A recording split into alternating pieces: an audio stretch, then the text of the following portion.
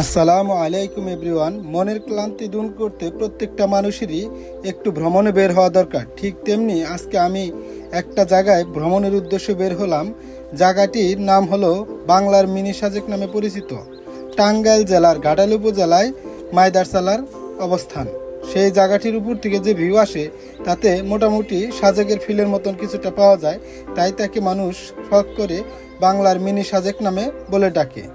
যেতে যেতে আমাদের চোখে রাস্তার অপরূপ সৌন্দর্য ধরা দিল, সেই সাথে রাস্তার আঁকাবাঁকা পথ এবং দুপাশের গাছের সারি। ইতিমধ্যে আমরা আমাদের গন্তব্যস্থলের মেঠো পথ বা ইট ঢালাই করা যে পথ, সেই পথে চলে এসেছি। পথে ঢুকতেই আমাদের চোখে পড়ল যে বিপজ্জনক এরিয়া। তারপরও আমরা সামনের দিকে এগিয়ে গেলাম, কেননা আজকে ছুটির দিন। আজকে এখানে কোনো ঘাট নেই, তাই কোনো বাধা নেই। আজকে প্রবেশের অনুমতি আছে। সেই সুযোগটা কাজে লাগিয়ে আমরা সামনের দিকে এগিয়ে যেতে থাকলাম। ইটের সোলিংয়ের রাস্তা, যে রাস্তায় অনেক ঝাঁকি।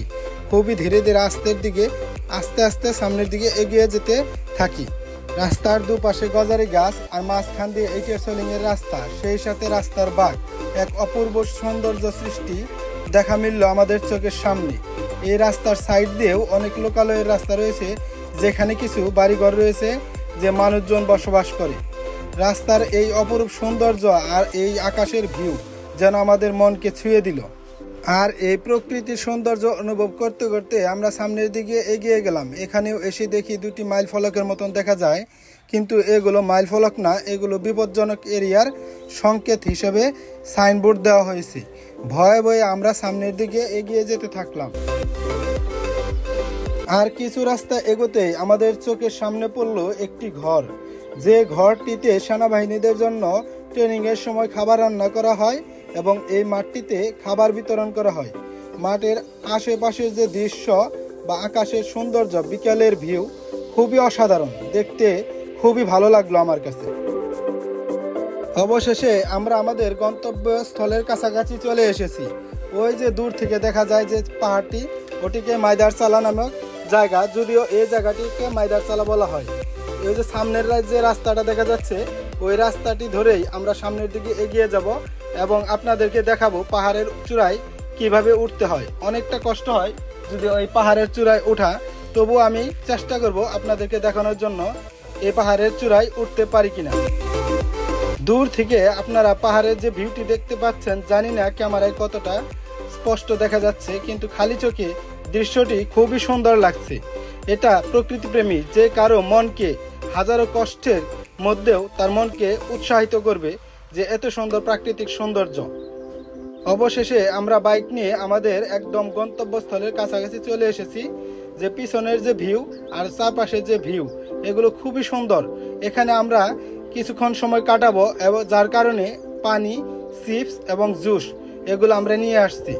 এখানে আমরা এসে কিছু সময় রেস্ট নিলাম। এরপরে আমরা আপনাদেরকে দেখাবো কিভাবে পাহাড়ের চূড়ায় উঠতে হয়। আমি আমার ড্রেস আপ চেঞ্জ করে নিলাম। আমি আমার ড্রেসটি চেঞ্জ করে পাহাড়ে ওঠার সিদ্ধান্তটি সম্পূর্ণরূপে নিয়ে ফেললাম, কিন্তু আমার বন্ধু বান্ধব বাধা দিচ্ছে যে তুই পারবি না, অনেক উঁচা এবং খাড়া, আর এখানে রয়েছে কাউসি বালু, যেগুলো পা পিছলে পড়ে যায়। কিন্তু কি আর করার, যেহেতু নিয়ত করে ফেলেছি তাই উঠবই। আপনারাও আমার সাথে আসতে থাকুন। আর ওইদিকে কিছু ছেলে দেখা যাচ্ছে যারা এখানে লোকাল, তাই আমি তাদেরকে জিজ্ঞাসা করে নিলাম কোন দিক দিয়ে উঠলে ভালো হবে। আর আমাকে একটা দিক নির্দেশনা দিল, আমি সেই মোতাবেক উঠতে থাকি। একটু রাস্তা এগোতেই আমার স্যান্ডেলগুলো আমাকে খুব বিরক্তির মধ্যে ফেলে দিল। এগুলো পায়ে দিয়ে আর একটু এগোনো যাচ্ছে না, তাই আমার মনে হলো যে এগুলোকে খুলে ফেলে দেই, কিন্তু না, এখানে স্যান্ডেল খুলে এক পাও এগোনো যাবে না। তাই কি আর করার, ওজন কমানোর জন্য আমার গায়ে থাকা চাবিটিও আমি খুলে নিচে আমার বন্ধুর কাছে দিয়ে দিলাম। যে চ্যালেঞ্জিং সেটা আপনাদেরকে আমি দেখাবো। খুবই রিস্ক, লাল মাটি, পায়ের তলে থেকে সরে যায়।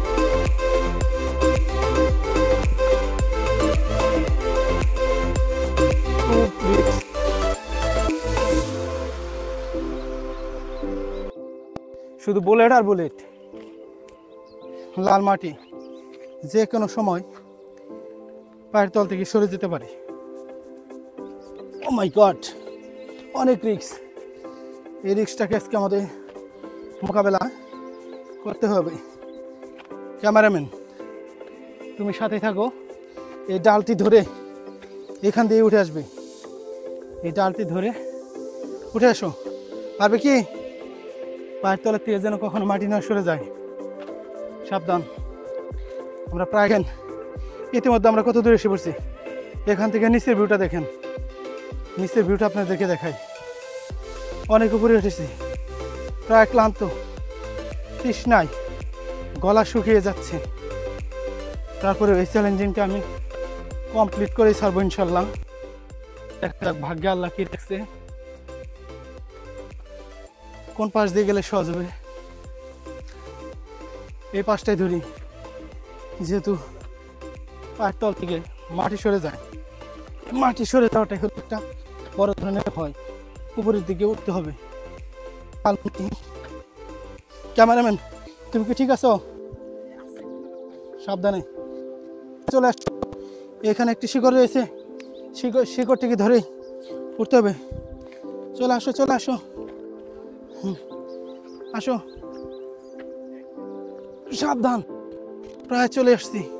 নিচের দিকটা একটু দেখাও, কি ভয়ঙ্কর। এখান থেকে পা পিছলে পড়লে একদম খাদে, একদম খাদে। আসো আমার সাথে, আসো। তোমাকে সাহায্য করতে হবে নাকি? আসো। ওকে, একটু আগে কিছু পর্যটক এখান থেকে পরে দুর্ঘটনা কবলে পড়েছে। আল্লাহ তাআলা যেন আমাদের ভাগ্যে সেটি না রাখে। আমাদেরকে কষ্ট করে এগিয়ে যেতেই হবে। খুবই চ্যালেঞ্জিং একটি ভিডিও, খুবই চ্যালেঞ্জিং, খুবই চ্যালেঞ্জিং একটি ভিডিও। দেখতে দেখুন। ও নো, পড়ে গেলাম আমি। অবশেষে পড়েই গেলাম, অবশেষে পড়েই গেলাম। খুবই চ্যালেঞ্জিং। প্রায় চলে এসেছি, প্রায় চলে এসেছি।